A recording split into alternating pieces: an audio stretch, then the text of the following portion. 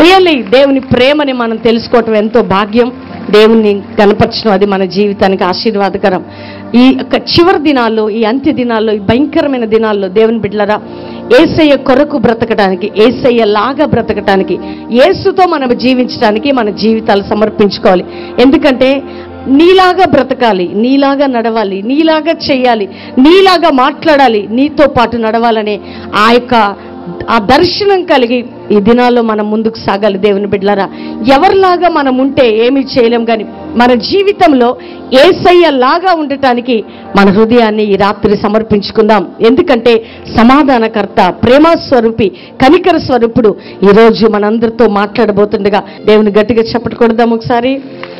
ఈ రాత్రి దేవుని బిడ్డలారా, ఒక వ్యక్తి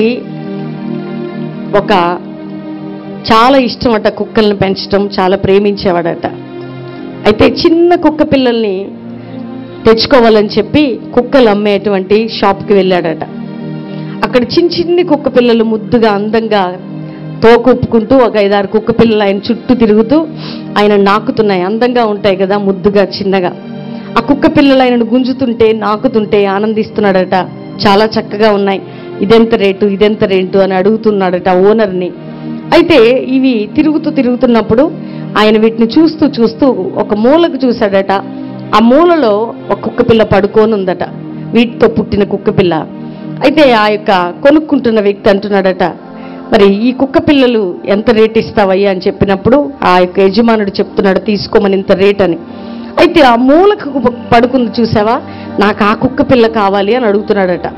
అప్పుడు ఆ షాప్ యజమానుడు అన్నాడంట, చూడయ్యా, నీకేం పిచ్చి పట్టింది, నీ చుట్టూ అందంగా నిన్ను తాకుతూ నీ చుట్టూ తోకొప్పుకుంటూ తిరుగుతున్న ముద్దుగా ఉన్న ఈ కుక్క పిల్లలు నీకు కావాలని కోరుకోగాని ఆ మూలకు పండుకున్న దాన్ని ఎందుకు కోరుకుంటున్నావు అని అడిగాడట. లేదు నాకు అదే కావాలా. వద్దయ్యా, నేను షాప్ యజమానుడిగా చెప్తున్నాను, ఎందుకంటే ఆ కుక్క పిల్ల వీటిలాగా నడవలేదు, తిరగలేదు, పరిగెత్తలేదు, తోకోపలేదు, ఎందుకంటే అది 2 కాళ్ళు లేకుండా పుట్టింది అని చెప్పాడంట షాప్ యజమానుడు. అయినా పర్వాలేదు, ఆ 2 కాళ్ళు లేకపోయినా పర్వాలేదు, ఆ కుక్క పిల్లే నాకు కావాలి అని చెప్పేసి వెళ్ళి ఇతను కొనుక్కోవటానికి వెళ్తున్నప్పుడు ఆ షాప్ యజమాని అన్నాడంట, ఎంత చెప్పినా వినట్లేదు, దానివలన నువ్వు ఆడలేవు, నీకు సంతోషం ఉండదు, తిరుగుతూ ఎంజాయ్గా చక్కగా నీతో ఉన్న కుక్క పిల్లలు తీసుకోమంటే ఆ కాళ్ళు లేని కుక్క పిల్లల్ని ఎందుకు కోరుకుంటావయ్యా అని అడిగినప్పుడు అప్పుడు ఈ యొక్క వ్యక్తి తన యొక్క ప్యాంట్ పైకెత్తి చూపించాడట ఆ షాప్ యజమానుడికి. ఎందుకంటే నా కాళ్ళు చూడు, నాకు 2 కాళ్ళు లేవు, నేను కాళ్ళు లేకుండా ఈ లోకంలో పుట్టాను. అయితే నాకు కాళ్ళు లేని వారి పరిస్థితి ఏంటో తెలుసు, ఆ బాధ ఏంటో నాకు తెలుసు, ఆ వేదన ఏంటో నాకు తెలుసు. అందుకని నేను ఏం కోరుకుంటున్నానంటే ఆ కాళ్ళు లేని కుక్క పిల్లను కోరుకుంటున్నాను. ఎందుకంటే నేను అంత కష్టపడ్డాను, శ్రమ పడ్డాను, బాధపడ్డాను, మనుషుల చేత చాలా తృణీకరించబడ్డాను. ఈరోజు అన్నీ ఉంటే అందరూ ప్రేమిస్తారు, కానీ కాళ్ళు చేతులు ఏది లేకపోతే ఎవరు ప్రేమిస్తారు? కాబట్టి నేను ఆ కుక్క పిల్లని, నాలాంటి స్థితిలో ఉన్న ఈ కుక్క పిల్లని నేను కొనుక్కుంటానని చెప్పి చాలా సంతోషంగా దాన్ని కొనుక్కొని తీసుకుని వెళ్ళాడంట. దేవుని బిడ్డలారా, రియల్లీ ఈ లోకంలో ఎందుకు వెళ్ళలేని మన జీవితాన్ని కూడా యేసే తన రక్తం ఇచ్చి అదే విధంగా కొనుక్కున్నాడండి. ఎందుకంటే మన బ్రతుకు వ్యర్థమైన బ్రతుకు, మనము ఎందుకు పనికిరాని వారం. నిజం చెప్పాలంటే ఒక కుంటి బ్రతుకు మన బ్రతుకు, ఎక్కడ చూసినా విలువలేని జీవితం మనది. అలాంటి వారైన మనల్ని ఆ ప్రేమ స్వరూపి, ఆ కనికర స్వరూపుడు, ఆ దయాదాక్షిణ్య పూర్ణుడు, అంతేకాక కష్టంలో, ఇరుకులో, ఇబ్బందులో, సమస్యల్లో మనకి శాంతిని, సమాధానాన్ని ఇచ్చే ఆ గొప్ప దేవుడు ఏంటంటే తను మనల్ని కొనుక్కున్నాడు. దేవుని బిడ్డలారా, అందుకని యోహాను సువార్త దేవుని వాక్యంలో నుంచి మనందరం మన బైబిల్ తెరిచి 4 మాటలు చదువుకుందాం. యోహాను సువార్త 14వ అధ్యాయం 27-28. శాంతి మీకు అనుగ్రహించి వెలుచున్నాను, నా శాంతినే మీకు అనుగ్రహించుచున్నాను. లోకమిచ్చినట్టుగా నేను మీకు అనుగ్రహించుట లేదు. మీ హృదయమును కలవరపడనీయకుడి, వెరవనీయకుడి. చాలు. ఈ రాత్రి ఒకవేళ ఏ పరిస్థితిలో మీరు ఇక్కడికి వచ్చారో, మీ జీవితంలో ఏముందో నాకు తెలియదు, కానీ దేవుని ప్రజలారా చూడండి, సమాధానము అనేది అది ఎక్కడి నుండి వస్తుంది, ఎలా వస్తుంది? ఈ రాత్రి మనం ధ్యానం చేసుకోబోతున్నాం. దేవుని బిడ్డలారా, ఇక్కడ దేవుని యొక్క వాక్యాన్ని చదువుకుంటున్నప్పుడు నేను శాంతిని మీకు అనుగ్రహిస్తున్నాను, నా శాంతిని మీకు అనుగ్రహిస్తున్నాను. కింద ఏమని ఉంటుందంటే సమాధానం అని ఉంటుంది. నేను లోకం ఇచ్చినట్లుగా మీకు ఇవ్వట్లేదు, కానీ నేను మీకు నా శాంతి సమాధానాన్ని ఇక మీకు అనుగ్రహించే దేవుడును. లోకం ఇచ్చే శాంతి ఏంటంటే, నేను చాలా మందిని అడిగాను. ఒక వ్యక్తి అడిక్ట్ అయిన వ్యక్తిని అడిగితే, అమ్మా నా బాధను మర్చిపోవటానికి, నా కష్టాన్ని మర్చిపోవటానికి ఒక 2 గంటలు తాగిన మైకంలో కొంచెం శాంతిగా ఉంటుంది. కొంతమంది అంటారు శాంతి సమాధానం ఏదో కొద్దిగా రిలీఫ్ కోసం ఒక 3 గంటలు సినిమాకి వెళ్తే అక్కడ శాంతి దొరుకుతుంది. ఒకవేళ ఏదైనా పెళ్లికి వెళ్తే, లేకపోతే ఏదో ఎంటర్టైన్మెంట్ ప్రోగ్రామ్కి వెళ్తే, లేకపోతే ఎక్కడికైనా వెళ్ళి కాసేపు కూర్చుంటే కొద్దిసేపు సమాధానం దొరుకుతుంది.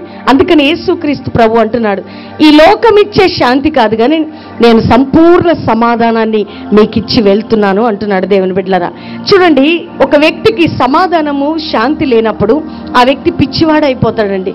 కొన్ని సమయాల్లో ఒక వ్యక్తికి వ్యాధి వచ్చినా, ఒకవేళ పాపములో ఒక వ్యక్తి ఉన్నా, ఇరుకులో, ఇబ్బందులో, శ్రమల్లో ఉన్నా, కష్టకాలంలో ఉన్నప్పుడు ఆ వ్యక్తి సమాధానాన్ని, శాంతిని కోల్పోతాడు, నెమ్మదిని కోల్పోతాడు.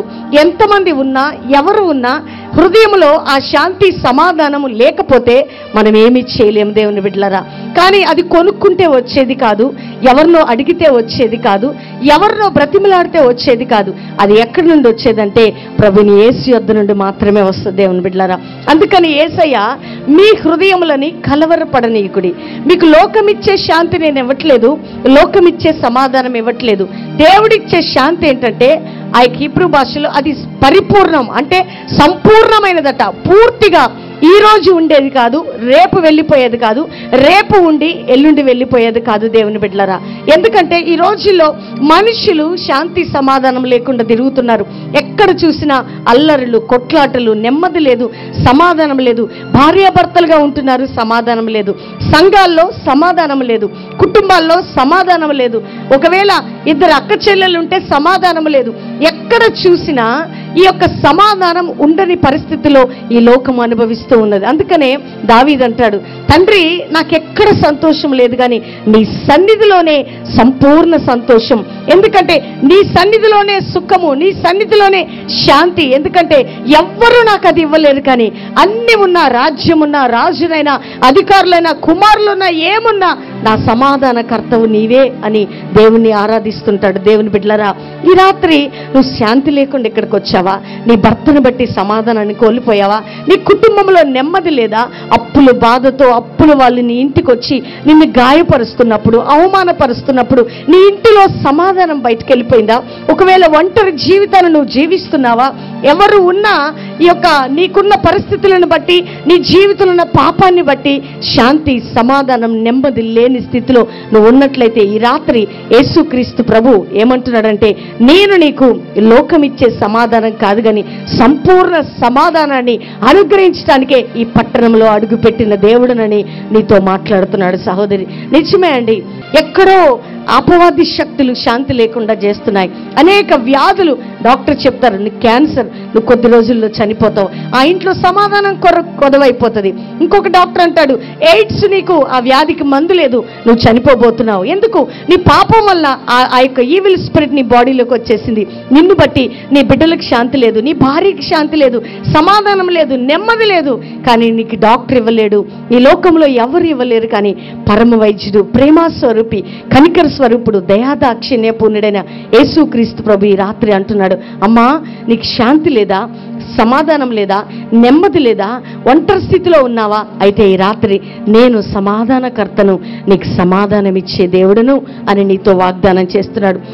చూడండి, కొన్ని సమయాల్లో మీ బాధను ఎవరికి చెప్పినా వారు వినరండి. విన్నా నువ్వు అనుకుంటావు కొంచెం ఊరట నాకు కలిగిందంటావు, కానీ నీ వేదన చెప్పుకోవటానికి, నీ భారాన్ని అప్పచెప్పటానికి, నీ వేదనను పంచుకోవటానికి, నీకు పరిపూర్ణమైన సమాధానాన్ని ఇవ్వటానికి ఒక్కరే ఒక్కరు నీకు తోడుగా ఉంటారు. ఆయనే ప్రభుని యేసుక్రీస్తు. దేవుని బిడ్డలారా, ఎందుకంటే చాలా కష్టాల్లో నుండి మేము బయటకు వచ్చాం, ఒంటరి పోరాటంలో నుండి వచ్చామండి. అందరూ ఉన్నా ఏమీ లేని స్థితిలో వచ్చాం. పేదరికంలో, ఇరుకులో, ఇబ్బందులో, కరువులో, పోరాటాల మధ్యలో మమ్మల్ని ఆదరించిన వాడు, మమ్మల్ని లేవనెత్తిన వాడు, మాకు శాంతి, సమాధానాన్ని అనుగ్రహించింది ఎవరంటే ప్రభుని యేసుక్రీస్తు మాత్రమే. దేవుని బిడ్డలారా, ఎందుకు ఈరోజు మేము యేసయ్యను ప్రకటిస్తున్నామంటే కల్వరి ప్రత్యక్షతకి డబ్బు ఉండి కాదు, లేకపోతే ఈ బ్యానర్ పైకెత్తబడాలని కాదు, కానీ మాకు అనుగ్రహించిన సమాధానం, మేము పొందిన ఈ శాంతి ప్రతి బిడ్డలు అనుభవించాలని యేసయ్య ఆశపడి మమ్మల్ని ప్రేరేపించి ఈ పట్టణంలోనికి పంపిస్తున్నాడు దేవుని బిడ్డలారా. అయితే ఒకసారి యేసుక్రీస్తు శిష్యులు యేసయ్య సిలువ వేయబడిన తర్వాత ఆయన మరి భయంకరమైనటువంటి ఆ రోమా సామ్రాజ్యం యూదులకు భయపడి తలుపులు వేసుకొని ఆ రూమ్లో ఉన్నారట. చూడండి, భయములో, కష్టములో, దిగులు సమయంలో మీకు సమాధానము కలుగును గాక అంటాడు యేసయ్య. మీకు సంతోషం కలుగును గాక అంటాడండి.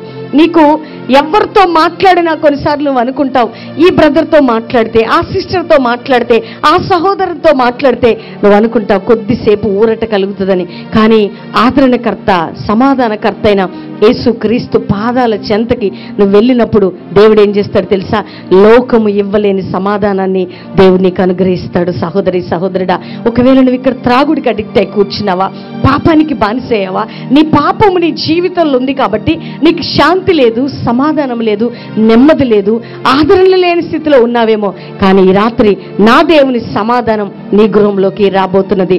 అందుకని యోహాను సువార్త బైబిల్ తెరుద్దాం, 20వ అధ్యాయం 19వ వచనం 20వ వచనం ఒకసారి చదివి వినిపించాల్సిందిగా మనం చేస్తున్నాం. ఆదివారము సాయంకాలమున శిష్యులు యూదులకు భయపడి తాము కూడి ఉన్న ఇంటి తలుపులు మూసుకొని ఉండగా యేసు వచ్చి మధ్యను నిలిచి, మీకు సమాధానము కలుగునుగాక అని వారితో చెప్పెను. ఆయన అలాగు చెప్పి వారికి తన చేతులను ప్రక్కకు చూపగా శిష్యులు ప్రభువును చూచి సంతోషించిరి. అప్పుడు యేసు, మరలా మీకు సమాధానము కలుగునుగాక, తండ్రి నన్ను పంపిన ప్రకారము నేనును మిమ్మును పంపుచున్నానని వారితో చెప్పెను. 26వ వచనం చదవమ్మా. 8 దినములైన తరువాత ఆయన శిష్యులు మరలా లోపల ఉన్నప్పుడు తోమ వారితో కూడా ఉండెను.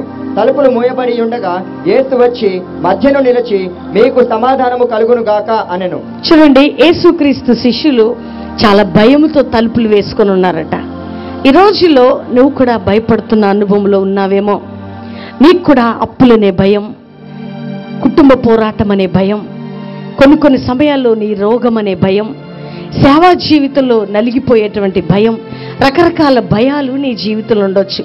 ఆ శిష్యులు కూడా యూదులకు భయపడి తలుపు మూసుకొని ఉన్నప్పుడు వారి మధ్యన నిలిచి యేసయ్య అంటున్నాడు, మీకు సమాధానము కలుగును గాక. గట్టిగా చెప్పట్లు కొడదాం. ఈ రాత్రి మనం భయపడుతున్న సమయంలో, మనకి ఊరట లేని సమయంలో ఆయన మన మధ్యలో నిలిచి మీకు సమాధానం కలుగును గాక అంటే ఎంత సంతోషం ఉంటుంది దేవుని బిడ్డలారా.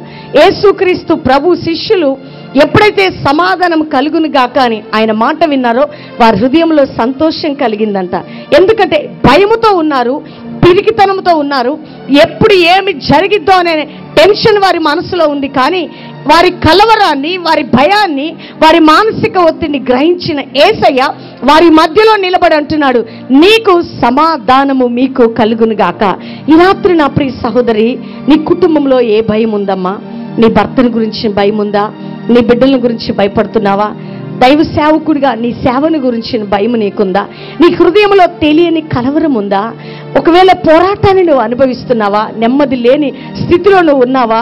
ఈ రాత్రి భయపడుతున్న నీకు అంటున్నాడు, శిష్యుల మధ్యలో నిలబడి ఆయన సమాధానము కలుగునుగాక.